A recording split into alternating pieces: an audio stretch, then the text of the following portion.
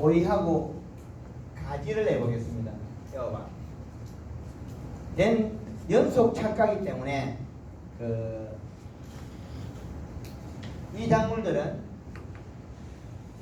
연속 착각을 하고 오이하고 애호박은 잎을 가져가나 가지 재배할 때 잎을 까립니까? 아니면 여기 노지 재배이기 때문에 잎을 안 까립니까? 적당히 까요. 까리죠. 예. 예.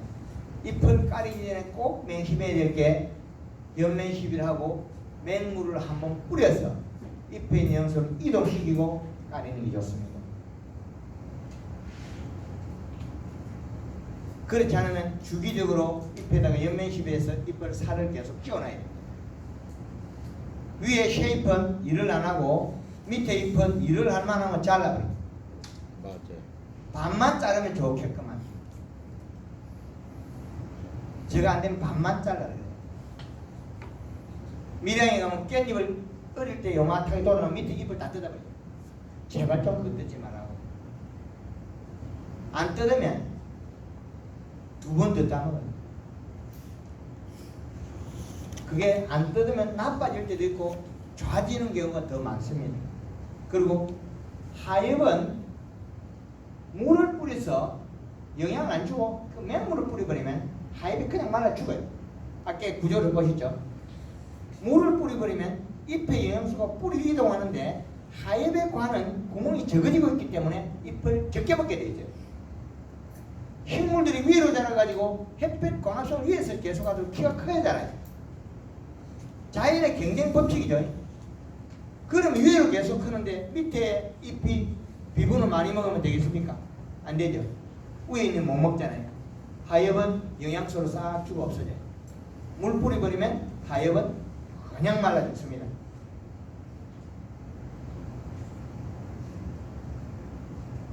몇 천만 원 주고 소나무를 큰 걸 옮겼지 않습니까? 왜 죽겠습니까? 여름에 비 오면 굶어 죽어요. 그 큰 소나무를 옮겨놨는데 이식 당시에는 뿌리를 뭘 뻗어 그냥 먹고 있었어요. 그러나 이런 큰 분을 떠다가 옮길 때는 이게 소나무 앞으로 죽을 거라고 종약도 엮고 막 구멍을 뚫고 은간 엄청난 일 해요. 언제 죽어요? 비가 와서 잎에 있는 양수가 내려갔다가 뿌리가 가져올 게 없어요. 뿌리가 안 주니까 잎이 일을 안 하겠죠. 또 비가 오면 또 내려가고 잎에 있는 영양소가 없으니까 뿌리에 맹물을 주니까 뿌리가 굶어 죽어요. 결국에 죽은 놈은 뿌리부터 먼저 죽어요. 고추밭에 물이 들면 누가 먼저 죽겠습니까? 잎에 영양소가 뿌리가 결국 굶어 죽어요.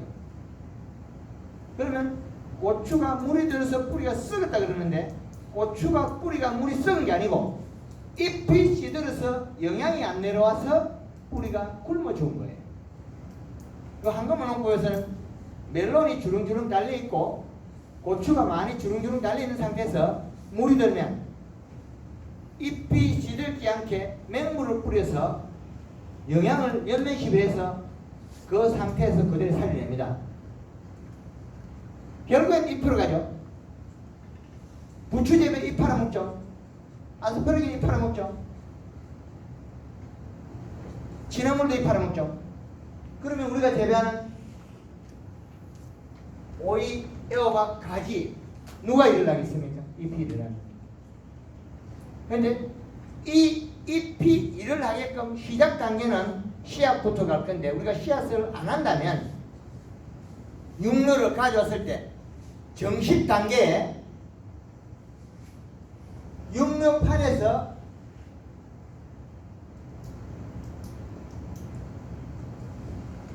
살아있는 이 육류를 골드그린 물 20리터에 60cc 설탕 60g 조루로 간주해가 정식을 하고 낮에 맹물을 뿌려서 잎에 있는 양수를 뿌리를 이동시켜야 됩니다.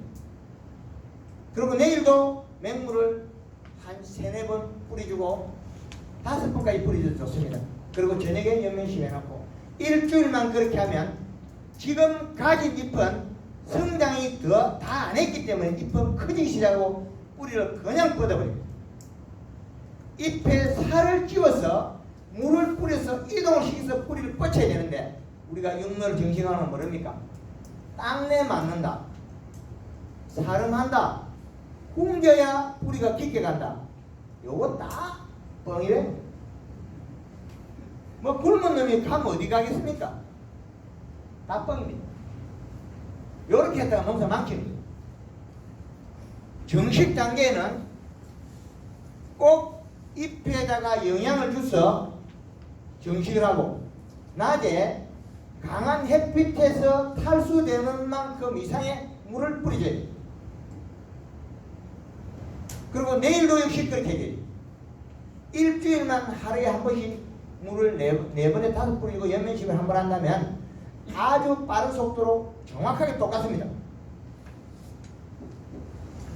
정확하게 잘 자랍니다. 그래야 초기 잎을 이 잎들을 잘 키워놔야 일어날 건데 잎의 크기에 비례해서 생산량이 정해지게 되어 있어요. 자, 애호박 잎의 한 장의 크기를 나눠놓고 보면 요 중간에서 끝까지 잎의 크기가 27cm가 1등, 여기서 4cm씩 마이너스 하면 됩니다. 4대 공식을 개발해놨습니다. 23cm, 19cm, 15cm. 자, 이렇게 되면 잎의 크기에 따라서 우리 농사의 척도를 나누는 거죠. 애호박 재배에서 여기에서 1m, 100cm라는 게 100cm라는 게 80cm라는 게 60, 40. 이건 뭐 말이냐? 잎의 요 크기 때 측정을 해가 기준을 잡으면 생장점에서 오늘 아침에 잎의 크기, 꽃핀 자리의 잎의 크기를 측정하면 제일 정확합니다. 꽃핀 자리의 잎의 크기를 쟀을 때 27cm가 되면 애호박 농사에서 1등으로 간답니다. 그리고 여기에서 생장점 거리는 1m를 제일 좋은 거로 표본을 잡아놨습니다. 그러면 아이러니하게 요게 4cm씩 떨어지니까 키가 20cm씩 줄었죠. 잎 면적 크기 1cm당 5cm씩 키가 줄고 있습니다. 애호박 농사를 잘 지으려면 최소한 1번, 2번 정도 나와야 됩니다. 1번, 2번 나오려면 연면십이 정말 자주 해야 됩니다. 맹물도 자주 뿌려야 돼요. 그러면 토양 이시를 맞아야 돼요. 그런다고 소금을 안 하면 되냐? 소금을 해야 됩니다. 소금을 안 하면 이 중간에 달려있는 이 호박이 올라가는 염소 다 먹어버려요. 호박잎은 오잎은 천하장사가 절대 아닙니다. 석장 이상의 면적이 필요합니다. 그런데 지금 우리 연구소에서 어떻게 개발합니까? 다다기 오이 농민들 잡으려고 석장에 하나 여는 오이를 개발해줘야지. 다다기 지가 이래야 돼. 그건 나쁜 놈이 있어. 머리 좋으면 머리 좋은 데서 해야지. 그게 나쁜 놈이지. 몇 개 따먹어 놓으면 농민들 망해라 소리. 처음에 몇 개 따먹어 놓으면 오이 열던가요? 다닥다닥 열었는데 농사 망치죠. 야, 이것도 마찬가지예요. 줄줄이 달려요. 몇 개 따먹고 나면 이놈이 비리비리하니까 좋다 하는 걸 빌어주고 영양제 치고 온갖 것 따야죠. 되던가요? 안 돼요. 중간에서 막 잘라 먹어버려요. 관의 구조 때문에 그렇습니다. 열매의 관은 커요. 그 관이 크기 때문에 얘가 모르겠어요. 요거 익히가 열매 열면 내 일 다 했다. 그 씨앗을 남겼으니까. 그런데 씨앗 꽃을 적게 피게 만들어서 농민들 수월하게 만드는 종묘사가 나와야 되는데 그거 안 하죠. 무조건 처음에 잘 다닥다닥 열고 나면 그 다음에 줄줄이 열면 소금해라 소리예요. 망하고 난 뒤에 소금하면 뭐합니까? 19cm, 15cm 때 요 쬐끄만 거 소금 5개, 6개 이파리 한 개 닮으면 뭐합니까? 이 의미가 없다는 거죠. 근본적으로 씨앗을 종로를 잘못 개발해놔서 그래요. 우리가 농사 잘못 짓는 게 아니고 품종을 잘못 개발해서. 그러나 요거는 우리가 바꿀 수 없으니까 우리는 지혜롭게 요걸 풀어야 되겠죠. 잎 센티미터당 맞춰서 착과를 시켜야 됩니다. 오이는 22cm가 제일 좋은 걸로 찾아놨는데 그 뒤에는 아직까지 정립을 못했습니다.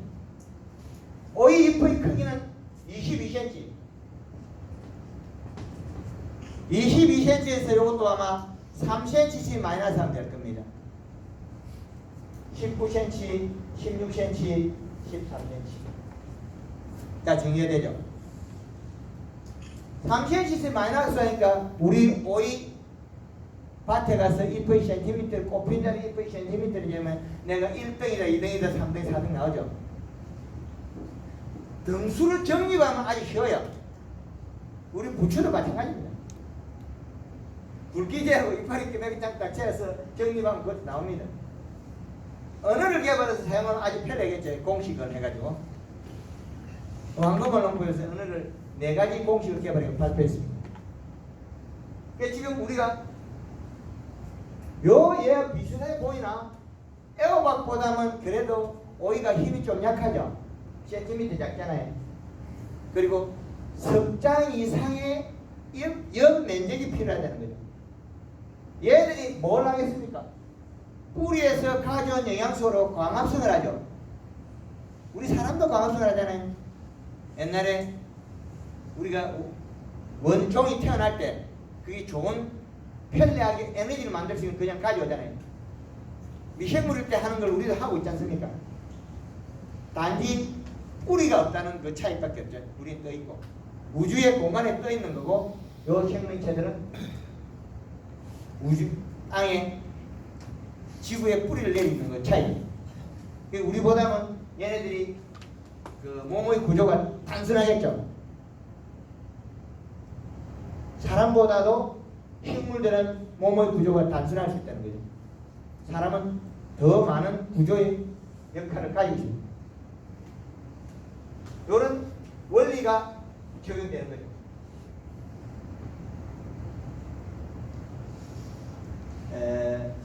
얘네들을 보면 흡비력이 아주 좋기 때문에 비를 주거나 금방금방 표가 나요. 어릴 때 오이밭에 맹물 시비 안 하고 물을 제대로 안 주면 이 테두리가 타버려요.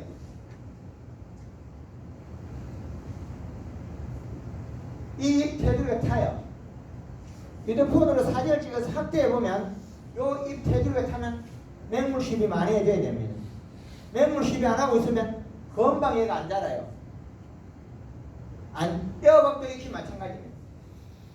가지도 역시 마찬가지입니다. 비료를 먹고 소화하는 건 잎이 소화하는 거예요. 잎이 소화하려면 그 적정량의 잎의 함수량이 필요합니다. 함수량이 부족하면 이동 속도가 되는 거죠.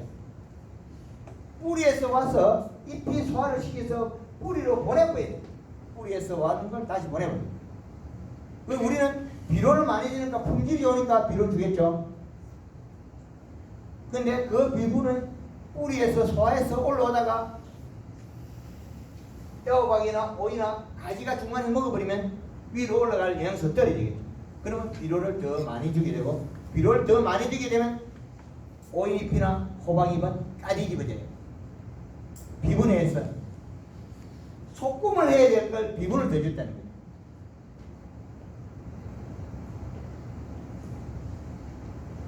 온도, 수분, 비료, 이 시량. 그 다음에 지상부에도 역시 마찬가지예요. 지상부에서도 잎의 함수량과 잎의 영양소, 그 연면십이라는 거예요. 뿌리에서 올 때는 중간에 과실이 먹어버리는데 잎에서 준 거는 똑같은 양을 먹습니다. 그래서 이 양을 이동시킨 양의 성장, 생산분이 나옵니다. 그래서 우리가 오이나 애호박이나 가지를 할 때는 지상부도 상당히 중요시하게 됩니다. 물론 기본이 되는 뿌리는 잘 하셔야 돼요. 토경에 재배하신다면 토양에 너무 생똥이라 그러죠. 가축분, 너무 발효가 안 된 가축분을 사용하게 되면 토양 작은 곤충들이 많이 살아요. 선충이라든지 작은 뿌리파리라든지 엉애라든지 이런 그 가축분의 유기물 영양소를 먹기 위한 벌레들이 살면 그 얘네들이 그걸 다 먹고 나면 죽는 게 아니고 그걸 다 먹고 나면 우리 식물의 뿌리를 뜯어 먹어요. 그래서 퇴비는 될 수 있으면 가축분 같은 게 좀 발효를 충분히 시켜가지고 사용하는 게 좋고, 그것도 못했을 때는 우리 그 기술센터나 미생물 EM이라도 이어서 그 토양에 있는 부숙이 들어된 그 가축분을 부숙을 시키는 게 아주 효율적입니다. 또 그런다고 우리가 관주된 비료를 줬는데 자주 미생물을 주면 미생물이 토양에 있는 산소를 다 먹어 나빠질 때도 있습니다. 또 미생물 너무 좋아하면 나빠져요. 그게 보약은 아닙니다. 적당량입니다. 그리고 이런 호박이나 애호박은 꼭 사진을 찍어 보셔야 됩니다. 위에서 아래쪽으로 해 뜨기 전에. 직접 농가에서 판별이 안 되면 저한테 사진을 찍어서 문자로 보내면 됩니다. 이 시량을 직접 모르더라도 생장점에서 판단할 수 있는 작물들이 많아요. 판별이 가능합니다. 생장점에 사진을 찍어서 확대를 하면 보이니까. 하우스 딸기도 역시 마찬가지 분석합니다. 일반적으로 재배가 안 된다 할 때까지도 이 실을 올릴 수도 있습니다. 잎의 영양소를 보고 양액 재배에서도. 잎에서 저장 공간이 있다면 이 실은 올려도 됩니다. 그러나 잎에서 저장 공간이 없는 상태에서는 이 실을 올리면 뱉어버려요. 결국에 우리 뭔 말이냐면 열매가 많이 달리는데 이 실을 올리면 안 된다는 소리겠죠. 잎의 행동이 안 하니까. 근데 잎이 행동이 잘할 때는 이 시가 올라가도 괜찮습니다. 우리가 아까 부추가 커 있는 상태에서는 2.6이나 3.0도 뭐 타죽겠지만 2.6을 이 시를 견뎌요. 쉐이프가 올라올 때 2.6을 못 견뎌요. 다른 이야기입니다. 그러면 애호박이나 오이가 힘이 떨어진 상태에서 이 시가 2.4를 견디느냐 못 견디게 되죠. 적과에서 힘을 길러야 돼요. 그 양이 잎의 3장 이상이라는 그 양을 확보해줘야만이 행동을 합니다. 그러나 잎 면적이 꼭 필요하다는 거죠. 연면시대라는 건 도와주는 거지. 근본적인 해결책은 아닙니다. 그러나 도움으로 주면 품질이나 맛이나 생산성이 향상되는 것은 맞습니다. 근본적인 기본은 가져가야 된다. 많이 달렸다고 그거 따먹고 나면 생장점에 잎이 작아져서 생산량이 감소하게 되어 있습니다. 그렇기 때문에 그 전에 꽃핀 자리에 잎의 센티미터를 보면 이미 알 수가 있습니다. 그걸 꼭 지켜야만이 우리 애호박이나 오이는 가지는 품질이 제대로 된 걸 수확할 수 있습니다.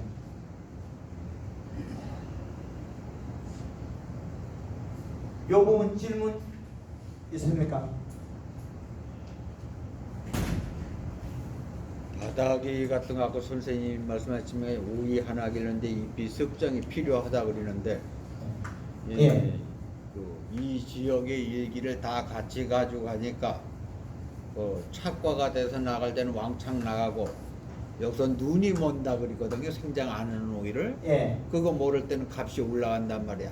그걸 조정을 할 때는 그럼 먼저 다다다다 꼽혀서 큰 놈을 꼽히기 전에 적과를 해야지 위에 게 눈이 안 먼다는 얘기죠. 예, 맞습니다. 그럼 만약에 적과를 안 하려면 아까 습장의 영양소가 필요하다 그랬는데 예.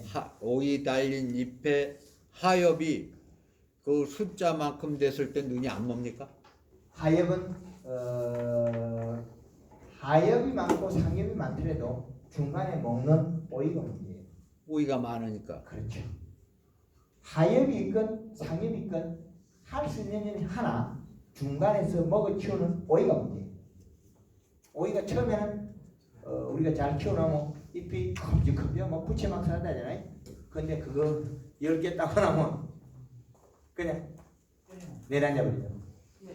하여튼 그 꽃이 펴서 한참 크는 시기에 도두둑 달렸을 때는 위에 그 아니요, 초물. 아니 신초 옆이 생기가 있는데 오이가 한창 달려서 딸 땐 그놈이 가. 맞아요. 아무리 영양제를 많이 주고 연면 시비를 많이 하고 비료를 적정 농도로 가도 생육이 그 이게 꽃 밑에 다다닥 필 때에 만큼의 이 신초가 못 올라가. 그거는 이 관의 구조 때문에 그래요. 이게 오이가 그 얘는 달리면 일찍에는 빨리 익게 돼 있어요. 근데 이게 동시에 다 먹어요. 좀 이따 먹고 좀 이따 먹으면 갈 건데 그렇지 않아요. 요 관의 크기가 같아요. 여러가 날짜가 지나면 그 관의 굵기가 같아져 버려요. 그럼 관이 같아졌는데 못 먹은 놈은 빨리 비틀리겠죠. 그렇지, 맞아. 그건 압력 차이입니다. 뿌리에서 미는 올라오는 힘의 차이에 따라서 오이가 오부러지냐 펴지냐의 차이입니다. 어릴 때는 초물 오이 오부러진 것 있잖아요. 쫙쫙 펴지죠. 그건 함수량, 잎의 함수량과 뿌리에서 올라오는 영양 함량 차이. 그래서 우리 약간 힘이 넘치도록 조금 남도록 젓갈이 돼요. 그래야만 공판장에 시세 더 받아 좋고 뭐 오버려진 거 선별 안 해서 좋고 이게 품질 나쁜 게 가격 적게 받고 일은 2배로 많아요. 여기 담았다 저기 담았다 여기 담았다 저기 담았다. 그리고 올라가는 서울에 가는 차비 똑같이 먹고 박스도 똑같이 먹고 일은 일대로 많이 해야 돼요. 그래서 미리 적과해서 상품을 따야 되는 거지 상품 아닌 거를 계속 따라놓고 일을 만들 필요는 없다는 거죠. 오이는 오이대로 일을 못하고 주인은 주인대로 생산량 감소하고 수익을 줄여요. 한 번 줄어들고 품질 나쁜 거 계속 팔다 보면 공판장에 인기도 없어요. 돈도 제대로 안 됩니다. 황금을 농법으로 재배한 오이는 어떻게 하나? 여름에 일주일 두도 바람들이 안 칩니다. 일주일을 두도 바람들이 절대 안 칩니다. 그런데 일반 재배한 오이들 사다가 우리가 그늘에 그냥 두면 며칠 안 가서 바람들이 생겨요. 그 말은 잎 속에 영양이 없어서 전체 생육에서 일을 안 하고 있다. 잎은 살을 찌우면 작아도 일을 합니다. 그러나 품질이 좋아지나 잎의 크기가 면적이 적기 때문에 생산량이 감소한 겁니다. 연면심하면 다 되진 않습니다.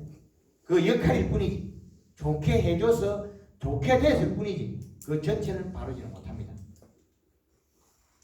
이해됐습니까?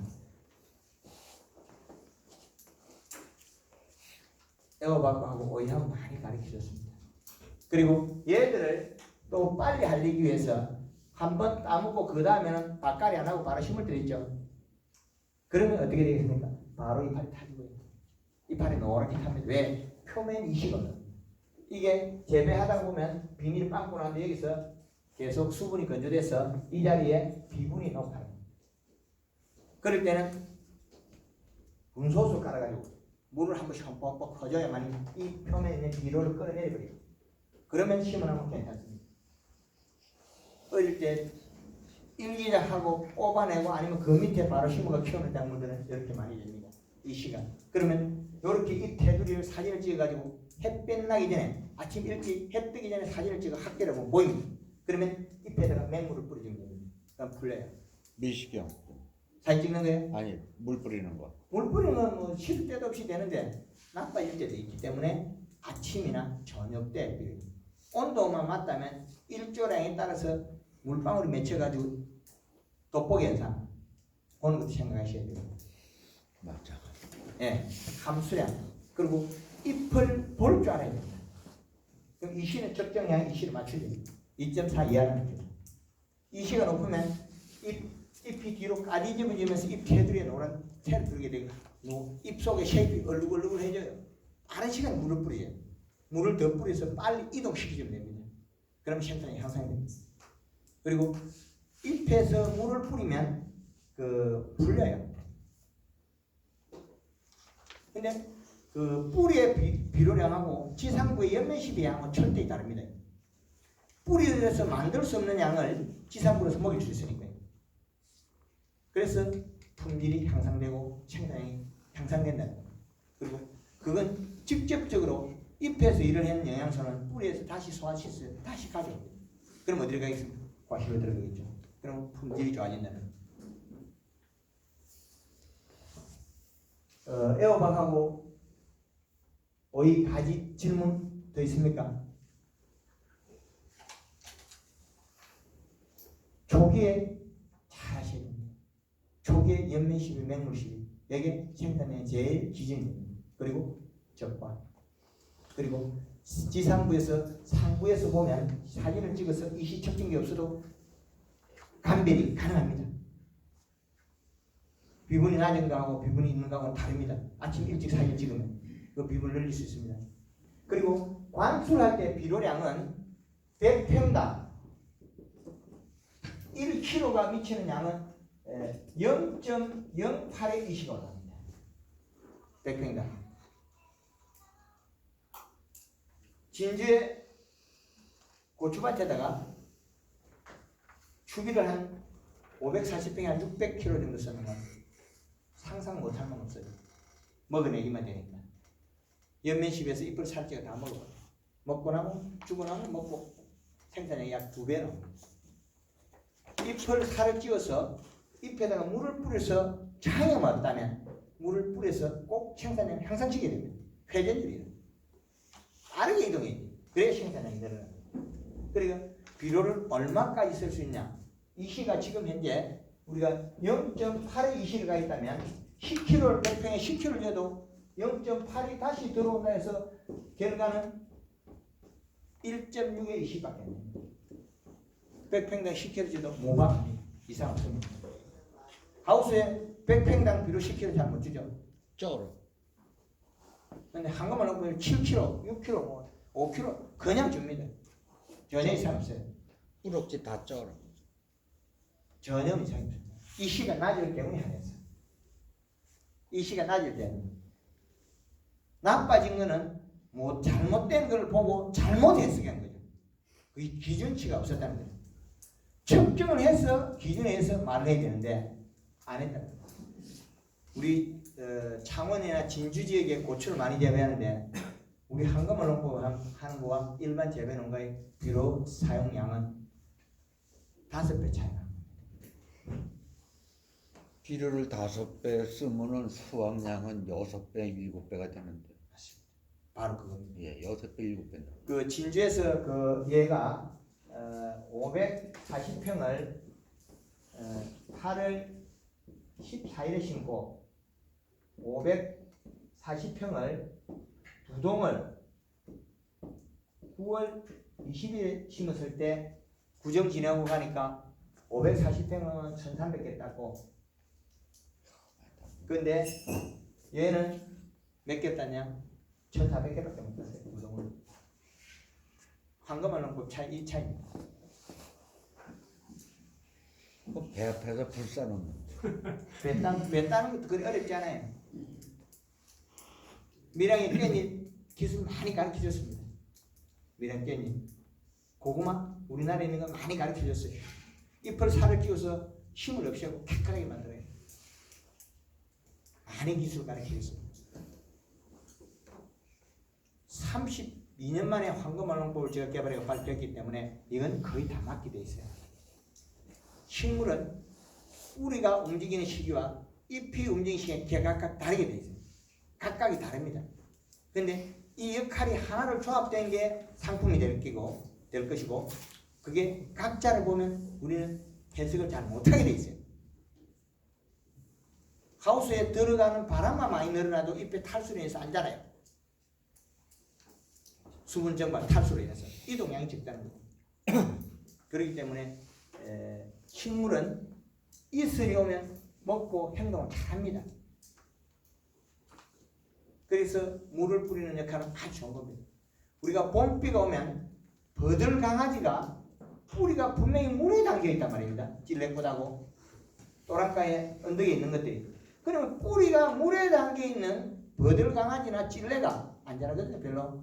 근데 비가 오면 쑥 자랍니다. 원인이 뭐겠습니까? 잎의 영양이 만든 게 찔레 가지가 가늘기 때문에 찔레 나무의 거지 가늘기 때문에 잎의 영양소가 뿌리까지 못 간다는 거예요. 전체적으로. 비가 오면 어떻게 됩니까? 한 번에 동시에 내려오겠죠.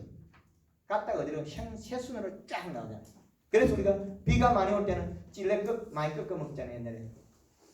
잎에 있는 많이 이동하는 겁니다. 버들강아지가 뿌리가 물에 먹는 거하고 잎에 있는 영양소 이동시키는 건 다른 거예요. 그리고 잎에 있는 영양을 줘서 주고 연면식을 하고 이동시키다 보면 이건 또 배가 되겠죠. 우리 원예작물 겨울에 하시는 분들은 부추가 됐건 오이가 됐건 애호박이 됐건 이 작물들은 황금을 넣고 꼭 물을 뿌리라. 그러면 생산량이 항상 돼요. 촌놈들 언제 놀아? 예? 낮에 물 뿌려야지 저녁에 연면 시비해야지 놀 새가 없잖아. 너무 빨리 돈 벌고 넣으면 되죠. 빨리 돈 벌고 넣으면 되죠. 근데 우리가 안 돼가지고 그 시간 낭비한 게 더 커요. 품질이 나쁘고 시간을 낭비한 게 더 크다는 거죠. 그래서 이런 작물들 했을 때 내가 공판장에서 이름표를 하나 달리면 황금을 넣고 가면 확실히 이름표 하나 달 수 있습니다. 그리고 부족하고 안 되는 부분이 있으면 꼭 저 번호를 교재에 있는 것처럼 거기에 사진을 찍어 가지고 보내주시면 됩니다. 문자로. 그러면 해석을 해서 그걸 소통할 수 있습니다. 예, 오이 애호박 가지 마치 되겠습니까? 예, 그럼 요거 마치 되겠습니다. 예, 감사합니다. 커피 한